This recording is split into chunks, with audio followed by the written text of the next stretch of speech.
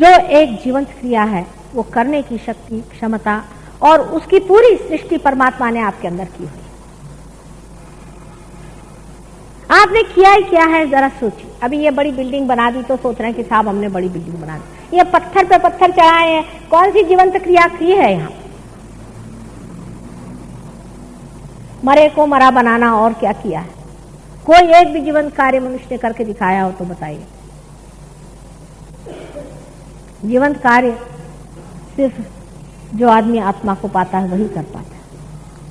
ये पहचान है आत्मा को पाने की कि आपके हाथ से जीवंत कार्य होंगे। कुंडलिनी का जागना जीवंत कार्य है जिसे आप अपने आंख से देख सकते हैं। इसका पल्सेशन आप अपने, उसका नाचना, उसका चढ़ना और उसका गिरना आप अपने आंख से देख सकते। जो कार्य आप लोग कर सकते हैं वो तो आप कर ही सकते हैं। जैसे कोई कहे कि आप ध्यान लगा के बैठो भाई, ऐसी उंगली करके बैठो, नाक ऐसे करके बैठो, तो आप कर ही सकते हैं, इसमें क्या विशेष? कोई कहे एक टांग ऊपर करके बैठो, थोड़ी दिन प्रैक्टिस करके आप ये भी कर सकते हैं। कोई कहे घोड़े पे कूद के बैठो तो आप कर सकते हैं, कूद जाओ थोड़ा सा ऊपर में हो जाओ तो वो भी हो सकता। एक साहब है वो आजकल किसी को फ्लाइंग सिखा रहे हैं अरबी। क्या आपको पक्षी बनने का है?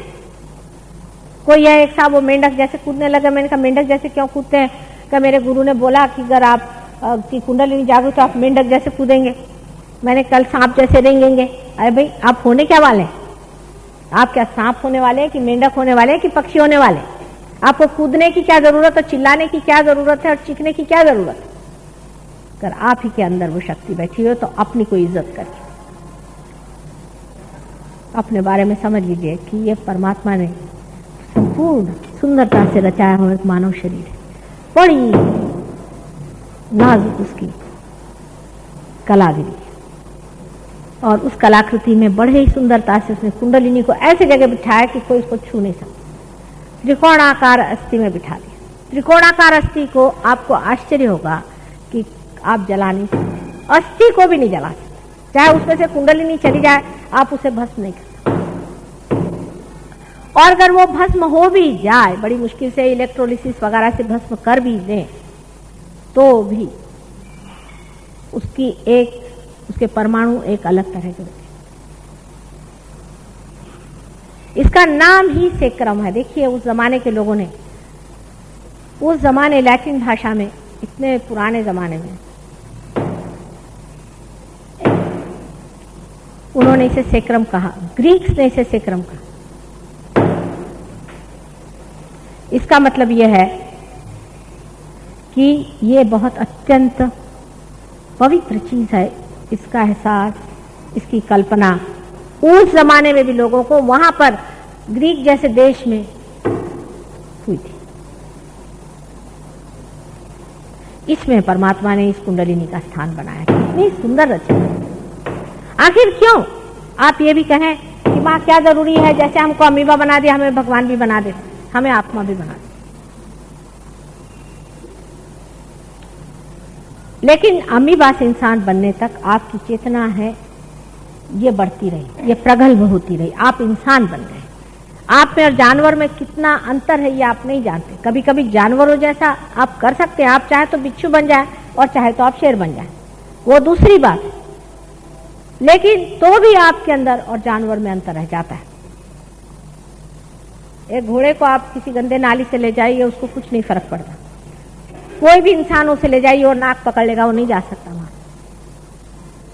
सुंदरता जिसके बारे में इन्होंने कहा है उसका विचार जानवर में नहीं होता, मनुष्य में। हालांकि उसका भी कभी कभी बड़ा बाह्य होता है। और सबसे बड़ी चीज है कि आत्मा की ओर खींच इंसान में होती है। इंसान ही आत्मा की ओर खींच कर सकता है, जानवर नहीं कर। जब आपकी चेतना ऐसी प्रगल्भ हो गई, जब आप विशेष चेतना से जब आप प्लावित हुए या शोभायमान, उस चेतना को ही जानना चाहिए कि परमात्मा क्या है। अगर जानवर जान जाए कि परमात्मा क्या है, उसका क्या लाभ है? मनुष्य की ही चेतना स्वतंत्र रूप से जब परमात्मा को पुकारती है, उसका आवाहन करती है, तभी आत्मा का आनंद उसकी चेतना में, उसके चित्त में आलोक लाता है, उसको आलोकित करता है।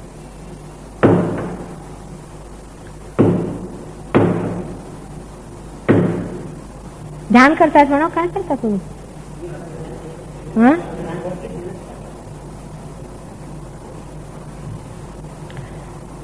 उस आलोक को समझने के लिए मनुष्य की चेतना एक तरफ से बढ़ाई गई। अब ये है, इसमें से हम बोल रहे हैं, ये कनेक्टेड है, सब चीज ठीक ही है, लेकिन क्या ये चीज जानती है कि हम क्या हैं या हम क्या बोल रहे हैं? समझ लीजिए इसी चीज को बढ़ाते बढ़ाते इंसान बना दिया, और फिर वो चीज जो कि इंसान है परमात्मा से संबंधित हो जाए, तो वो जान जाएगा कि परमात्मा क्या चीज है। इसीलिए आपके अंदर, मानव के अंदर, उनकी स्वतंत्रता में, पूर्णतया आपकी स्वतंत्रता में ही यह घटना घटित होती है। आपको मेस्मराइज करके या बेकार के बकवास करके नहीं होती। समझ लीजिए मैंने कितने भी भाषण दिए, क्या आपको किताब पढ़ने के लिए क्या था? जब तक आप पार नहीं हुए, आप कभी मुझे मानना नहीं चाहिए। हमारे सहयोग में जब तक आप पार नहीं होते, तब तक मेरे पैर पे आने की आज्ञा नहीं। क्यों मेरे सामने आप सब झुकाएं?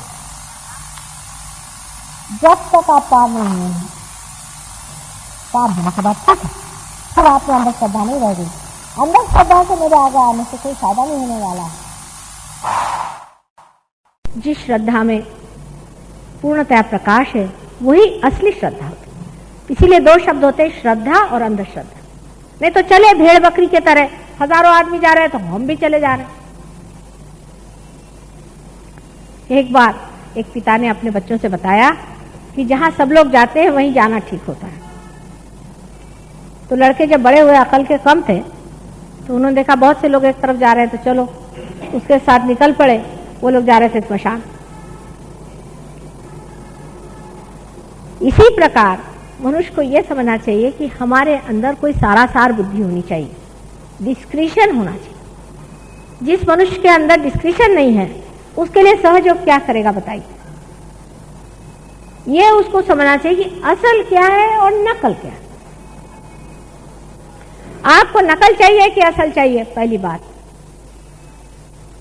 क्योंकि नकल का तो कोई अर्थ निकलने नहीं वाला, थोड़े दिन में आप फेंक ही दीजिएगा उसका। जितने भी नकल होते हैं आप देखिए, उनका सबका बंठाढार हो ही रहा है। एक के बाद एक का पता हो रहा है कि उन्होंने उसका खून कर दिया, वहां उनको मारा गया, वो वहां से भागे गए, 10 फैमिली रुइन हो गई, ये खराबी हो गई, वो खराबी हो गई। क्योंकि जो कुछ भी नकल चीज बनेगी परमात्मा के नाम पर, वो विध्वंसक होगी, वो खत्म कर देगी आप। और जो परमात्मा के नाम पे असल होगा वो कंस्ट्रक्टिव होगा, वो आपको बनाएगा, पनपाएगा, बढ़ाएगा। इसलिए मनुष्य को पहले यह तय कर लेना चाहिए कि आपको असल चाहिए कि नकल चाहिए। सोना तो हमको असली चाहिए। तो कलकत्ते में आप जाइए तो वहां असली सोना चांदी का 2 कान मिलता है। सोने के मामले में बहुत हम लोग पर्टिकुलर है कि असली 24 इसका असलं पाहिजे, मराठीत अगदी पाटल्या। और परमात्मा के बारे में चालेल। जिनकी ऐसी वृत्तियां हैं उनके लिए सहयोग नहीं। सहयोग असली वीरों का काम है, फालतू भेकड़ लोगों के लिए सहयोग नहीं है। वो आप चाहे कहीं के मिनिस्टर हो, नहीं तो प्रेसिडेंट हो, नहीं तो कुछ। असली वीरों का काम है, जो असली वीर है वो सामने आए, और बेकार लोगों के लिए सहयोग नहीं है। आप ही बताइए कि आपके यहाँ टूटे फूटे बहुत सारे अगर दिए पड़े हो, ट्यूब्स पड़े हैं, आप उसकी रिपेयरिंग करते हैं क्या?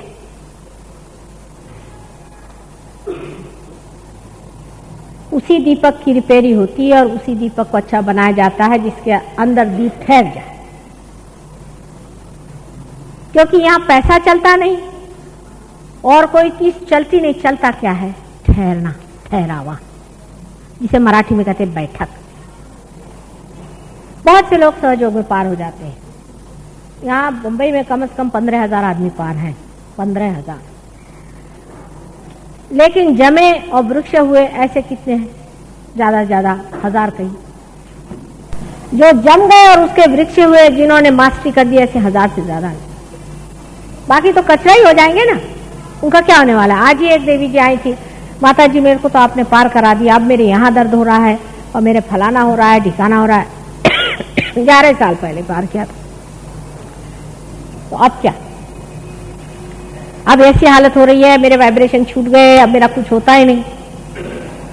पार होने के बाद किया क्या? अंकुर जब आपका जीवंत हो जाता है, तब उसको कितना पनपाना पड़ता है आप जानते हैं। कितना संजो के रखना पड़ता है, कितना संभाल के रखना पड़ता है, उसको किस तरह से जतन से बढ़ाना पड़ता है।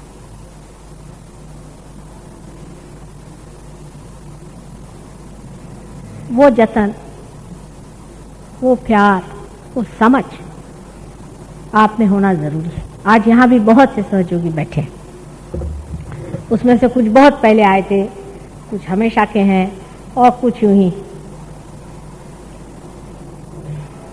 और कुछ नए लोग भी हैं। सब लोगों से एक ही कहना है मुझे, सहयोग आपको दूसरे किनारे पहुंचा देता है। आप दूसरे हो जाते हैं, आप अपनी आत्मा हो जाते हैं। आप अपना ईगो नहीं रहे, आप अपनी आत्मा हो जाते हैं। पर अपनी अवस्था जो है उसको बनाना पड़ता है, उस सीट पे आपको जमना पड़ता है। इस मामले में मैं ये कहूंगी कि इंग्लैंड के जो लोग हैं, आश्चर्य की बात, बड़ी आश्चर्य की बात है कि इंग्लैंड के लोग, जिन्होंने एक जमाने में यहाँ इतना सत्ता दिखाई, ये इंग्लैंड के लोग बड़े जोर से पैठ गए, खोजा ही नहीं, पैठ भी गए। और हम, जिनके लिए हजारों अवतारों ने यहां जन्म लिया, इस पुण्य भूमि को विशेषकर इतना पवित्र बनाया, इसके रग रग में चैतन्य की लहरें बह रही हैं, उस देश के लोगों में वो गहराई और वो गहनता नहीं। बड़ा आश्चर्य होता, मैं स्वयं बड़े आश्चर्य हूं। मैंने तो इसलिए भारतवर्ष में जन्म लिया, और महाराष्ट्र में विशेष करके, कि ये पुण्य भूमि है, ये संतों की भूमि है। अब साहब हो गए महाराष्ट्रियन लोग भी। जिस दिन महाराष्ट्रियन लोग साहब हो गए तो गए आपका देश, समझ लीजिए। जिस दिन ये हो गया तो गया सारी धूरी, मतलब गणपति चूल्हे में गए, फिर तो क्या रहे। सब मंदिर वंदिर बंद करा दीजिए, गणपति जितने भी आपके हैं अष्टविनायक, उनके ताले लगा दीजिए। और बुद्धिवादियों ने अपने दिमाग से ऐसी ऐसी चीजें निकाल के रखी हुई कि आप उस भरमार में आ गए। अब फ्रॉइड का जमाना आने वाला है, महाराक्षस है, उसने उन देशों को खत्म कर दिया। लेकिन वो संभल गए और तुम लोग नहीं संभलोगे, क्योंकि अंग्रेजों ने उसे लिया तो हमें लेना चाहिए, उन्होंने गलत काम किया तो हमको गलत काम करना ही चाहिए। ये सोच करके हमने सब कुछ अपना जो भी था उसे खो दिया। फिर आजकल नए नए गुरु भी निकल आए बातें बनाने के लिए, सबका खंडन करने के लिए।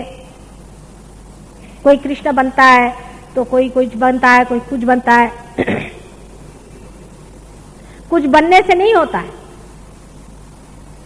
कृष्ण थे, उनकी संहार शक्ति कोई दिखा दे तो माना जाए। एक वहां है क्या, मैं क्रिस्त हूं, मैंने कहा अच्छा जरा पानी पे चल के दिखाओ। क्रिस्त जो साक्षात ब्रह्म स्वरूप थे वो बन के वो वहां पहुंचे मेरे सामने, मैं क्रिस्त हूं, और थर थर थर थर मेरे आगे ऐसा ऐसा उनका बदन हो रहा, सारा बदन लट लट लट लट कपड़ा, बड़े ख्रिस्त बन के आए। और उनके बहुत फॉलोइंग है, वो बोलते हैं ना, बड़ी सी उन्होंने क्रिस्त जैसी दाढ़ी रख ली और अपने को अस्थि पंजर बना के घूमते हैं। मैंने कहा पहले क्रिस्त तो अस्थि पंजर थे ही नहीं, बेवकूफ कहीं के। क्रिस्त अगर अस्थि पंजर होते तो इतना बड़ा क्या क्रॉस उठा के ले जाते क्या? उसको अस्थि पंजर तुमने इसलिए बनाया क्योंकि तुमसे देखा नहीं गया उसकी तंदुरुस्ती को, और तुम चाहते कि ऐसा दिखाए कि जो बिल्कुल मरगिल्ला ख्रिस्त था, और सब दुनिया ये कहे कि काय को ख्रिस्त होने का, हम भी मरगिल्ले हो जाएंगे। आज ही इन्होंने कह दिया, लेकिन ख्रिस्त का भी सौंदर्य क्या, जिसको कहते हैं राजबिंडा में, क्या उनकी तंदुरुस्ती थी, तबीयत थी, शक्ल थी, और एक तेजस्विता मुंह पे हमेशा झलकती रहती थी। क्या आप ही सोचिए, जिस आदमी ने सारे संसार का आधार स्वरूप अपने को बनाया, वो इस तरह का होगा, इस तरह का उसका चित्रण बना के रख दिया। इसी प्रकार हर तरह के अवतरण, हर तरह की ऊंची चीजें, जितना भी नोबलर लाइफ में था, सबको गिरा के रख दिया। और हम लोग भी बेवकूफ जैसे इन लोगों को मानते हैं। कल एक ने मुझसे पूछा कि इसके क्या लक्षण है, कैसे पहचानना चाहिए कि कौन आदमी सच्चा है और झूठा है। सर्वप्रथम कोई आदमी इसका पैसा ले और ऑर्गेनाइजेशन करे, वो महा झूठा है, बिलंदर है। ऐसे आदमी दरवाजे कभी नहीं जाना चाहिए, चाहे वो ब्राह्मण हो अपने को कहलाए, चाहे वो पोप कहलाए, और चाहे कोई गुरु बन के बैठ जाए। दूसरों के दम पे जो मोटरे उड़ाता है और बड़ी बड़ी थालियों में खाना खाता है और शराब पीता है, ऐसा आदमी कभी भी अवतार नहीं हो सकता। सारे अवतारों ने आपके लिए कष्ट सहन किए, सारे साधु संतों ने आपसे आज तक कष्ट ही सहन किए हैं। जितने साधु संत हैं सबको आपने कष्ट दिया है, कष्ट ही नहीं दिया, महान यातनाएं आप लोगों ने दी है। ईसा ने कहा है, इसको तो मैं माफ कर दूंगा, जिसने भी मुझे सताया, those who have not recognized me, I'll forgive them. All that can be forgiven, but not against the Holy Spirit. आदि शक्ति के किसी ने सताया तो खबरदार है, लेकिन आदि शक्ति को सताने वाला भी पैदा नहीं हुआ। ईसा को भी सताने वाला कोई पैदा नहीं हुआ था, वो तो उन्होंने नाटक खेला था क्योंकि लोग बेवकूफ थे। अब अपनी आंखें खोलने की जरूरत है और समझने की जरूरत है। आप लोग जिसे खोज रहे हैं वो खजाना आपके अंदर है, आप ही के अंदर रमण कर रहा है, उसको पाइए। उसको पाना ही सबसे बड़ी आपकी चीज है। अगर हम आपकी असल में माँ है तो हम वही चाहेंगे कि जो असल है वो आपको दे। आपकी माँ आपको नकल कभी देगी? जब आपकी माँ नहीं देगी तो हम कैसे दें?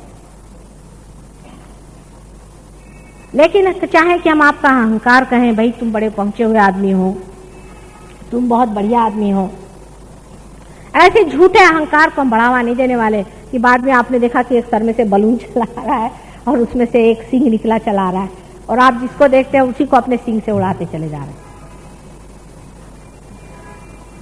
जो सत्य है उसको मानना चाहिए।